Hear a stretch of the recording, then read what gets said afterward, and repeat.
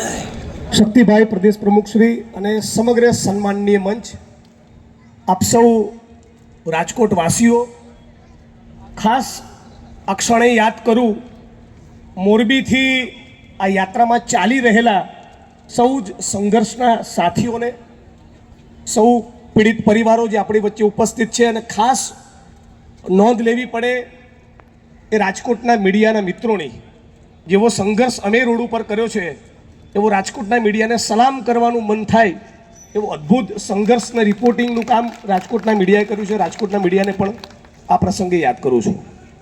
સાથીઓ, બે ત્રણ મુદ્દા જ કહેવા છે.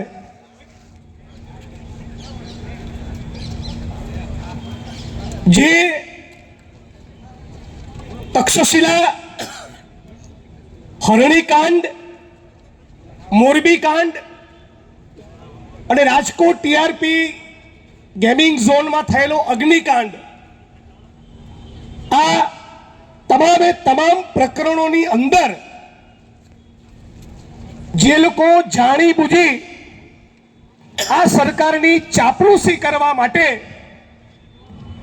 અને ભારતીય જનતા પાર્ટીના ભ્રષ્ટ નેતાઓને બચાવવા માટે જે લોકો તપાસમાં પિલ્લું વાળી રહ્યા છે, ઘણીવાર સવાલ થાય કે આ અધિકારીઓમાં, આ આઈપીએસ અધિકારીઓમાં એટલી પણ કરોડરજ્જુ બચી હશે કે એમના મા જાણ્યા સગા ભાઈનું ખૂન ભાજપનો કોઈ કેબિનેટ મિનિસ્ટર કરે? હું નથી માનતો કે એમનામાં તાકાત હોય એની પણ સચોટ તપાસ કરી શકે. એ હદે આ લોકો પોતાની કરોડરજ્જુ ગુમાવીને બેઠા છે. અને એટલા માટે જ તમામ પીડિત પરિવારો વતી અમારી માંગણી સતત એક ધારી અવિરત એ જ છે કે જે લોકો ડ્રગ્સમાંથી નથી કમાઈ રહ્યા, જે અધિકારીઓ દારૂ જુગારના અડ્ડામાંથી નથી કમાઈ રહ્યા, જે લોકો ગેરકાયદેસર ખનન અને જમીનોની ફાઇલોમાંથી નથી કમાઈ રહ્યા, એવા 2-5 આંગળીના વેઢે ગણ્યા એવા જે અધિકારી બચ્યા છે એમને તપાસ સોંપવામાં હર્ષ સંઘવીને, ગુજરાતના મુખ્યમંત્રીને અને આ ભાજપની સરકારને પેટમાં દુખે છે કેમ? આ જ વાત અમે પહેલા દિવસથી કરી રહ્યા છીએ.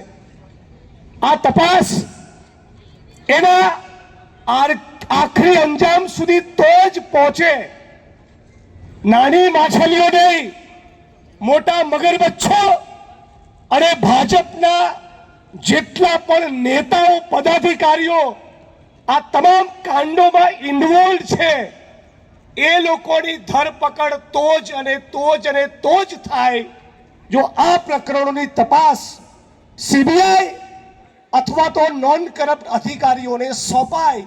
આ માંગણી કોઈ પણ સંજોગોમાં અમે છોડવાના નથી. આ માંગણી પીડિત પરિવારોને 1.5-2 કરોડનું વળતર ચૂકવાય અને ઝડપથી કેસનો ઉકેલ આવે એના માટે ફાસ્ટ ટ્રેક કોર્ટની જાહેરાત થાય. આ વાત લઈને અમે લોકો 9 ઓગસ્ટ ક્રાંતિ દિવસથી મોરબીથી લઈને 300 કિલોમીટર સુધી ગાંધીનગરની પદયાત્રા કરી રહ્યા છીએ. કેટલાક ભાજપના માણસોએ, પ્રવક્તાઓએ મીડિયામાં સવાલ કર્યા કે આ તો રાજકીય કાર્યક્રમ છે. મીડિયાના માધ્યમથી સમગ્ર રાજકોટ અને ગુજરાતની જનતાને જણાવું, આ એ ઇન્ડિયન નેશનલ કોંગ્રેસ છે જેણે ભારત ભૂમિમાં સ્વતંત્રતાના આંદોલનનો પાયો નાખ્યો હતો. ત્યારથી અમારી એ સંસ્કૃતિ રહી છે કે દેશની જનતાને સ્પર્શતો કોઈ પણ મુદ્દો, એના માટે અમે છેલ્લા શ્વાસ સુધી લડવાનો સંકલ્પ કરેલો છે. જેપી નડ્ડા એમણે બહુ મોટી મોટી વાતો કરી.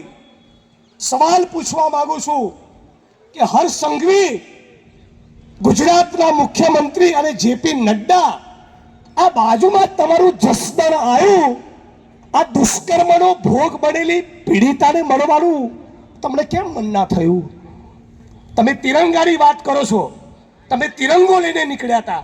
જો તમે તિરંગાનું અને સંવિધાનનું સન્માન કરતા હોય તો તમારા હૃદયમાં સાચી લાગણી હોય પીડિતોની પડખે ઊભા રહેવાની. તમને તમારી જ ભારતીય જનતા પાર્ટીની એક મહિલા આગેવાન વારંવાર મીડિયામાં છાપામાં કહી રહી છે કે મારી પાસે ભારતીય જનતા પાર્ટીના નેતાઓ દ્વારા ગુજરાતની સૌરાષ્ટ્રની 6 દીકરીઓ સાથે બળાત્કાર અને દુષ્કર્મ કરવામાં આવ્યું એની માહિતી છે. તો જેપી નડ્ડા સાહેબ, હર્ષ સંઘવી સાહેબ અને ગુજરાતના મુખ્યમંત્રી અને ભાજપના પ્રવક્તાઓ, આ મામલામાં તમે કઈ તારીખે કેટલા વાગે ગુનો દાખલ કરાવવાના, ક્યારે આ બધા નરાધમોની ધરપકડ કરાવવાના, આનો જવાબ આવતીકાલે પ્રેસ કોન્ફરન્સ કરીને તમે આપશો એવી આ મંચ ઉપરથી તમને ચેલેન્જ કરું છું. સાથીઓ,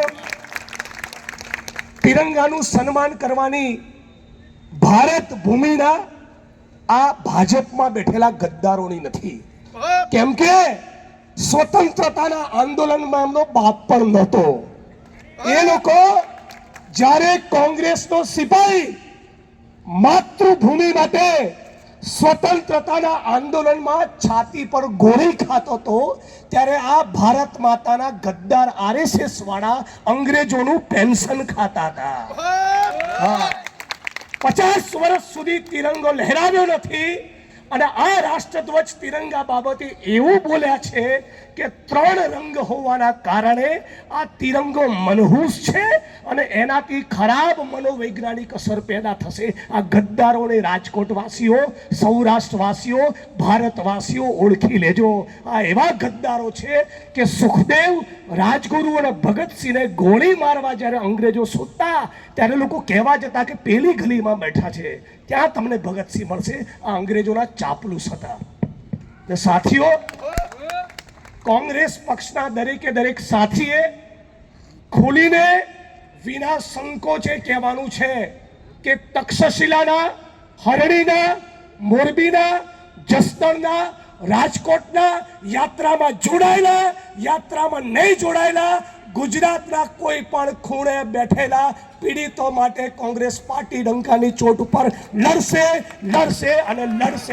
અને ભારતીય જનતા પાર્ટીએ થાય એ ભડાકા કરી લેવાના. આ આંધી રોકાવાની નથી.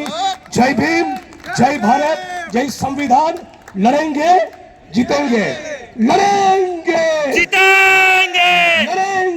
જીતેંગે.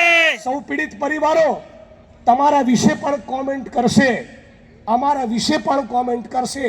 એક જ કહેવાનું, તમારી નિયત સાફ હોય તો નોન કરપ્ટ અધિકારીઓ અથવા સીબીઆઈને તપાસ સોંપી દો, એટલે યાત્રા અમે મૂકી દઈશું. ખૂબ ખૂબ આભાર.